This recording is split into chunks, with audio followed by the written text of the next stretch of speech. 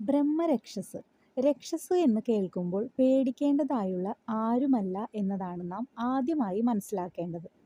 രക്ഷസ് എന്നാൽ രക്ഷ നൽകുന്ന മൂർത്തി എന്നാണ് അർത്ഥം. അതായത് രക്ഷസിനെ ദുഷ്ടശക്തിയായോ അസുരശക്തിയായോ അല്ല. രക്ഷസ് ആരെയും ഭയപ്പെടുത്തുകയോ ഉപദ്രവിക്കുകയോ ചെയ്യില്ല. വൈഷ്ണവ ശക്തിയായിട്ടാണ് ആരാധിക്കുന്നത്. ശബ്ദധാരാവലിയിൽ അസ് എന്ന വാക്കിന് അറിയുക, ജീവിക്കുക, ഭവിക്കുക എന്നൊക്കെയാണ് അർത്ഥങ്ങൾ. അതായത് രക്ഷസ് എന്നാൽ രക്ഷ കൊടുക്കുന്ന മൂർത്തി എന്നർത്ഥം.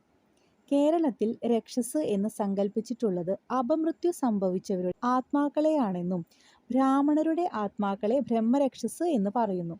ദമ്പതിമാരുടെ ആത്മാക്കളാണെങ്കിൽ ദമ്പതി രക്ഷസ് എന്നും പറയുന്നു.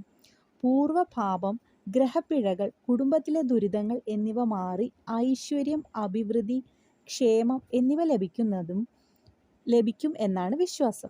വ്യാഴാഴ്ചയാണ് ബ്രഹ്മരക്ഷസിന്റെ പ്രധാന ദിവസം. പാൽപായസ നിവേദ്യമാണ് വഴിപാട്.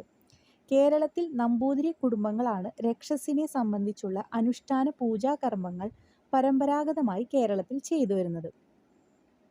രക്ഷസിന്റെ പ്രതിഷ്ഠ ശിവലിംഗ രൂപത്തിലും വാൽക്കണ്ണാടി ആകൃതിയിലുമാണ്.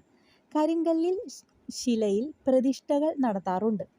അതായത് രക്ഷസിനെ നാം കാണുന്നത് അസുര ശക്തിയായോ ദുഷ്ടമൂർത്തിയായോ അല്ല, മറിച്ച് ഒരു വൈഷ്ണവ ശക്തിയായിട്ടാണ്.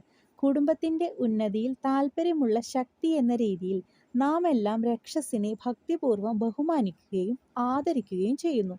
സർപ്പങ്ങൾക്കും രക്ഷസിനും വർഷത്തിലൊരിക്കൽ പൂജ ചെയ്യുന്നത് കുടുംബ ഐശ്വര്യത്തിന് നല്ലതാണ്.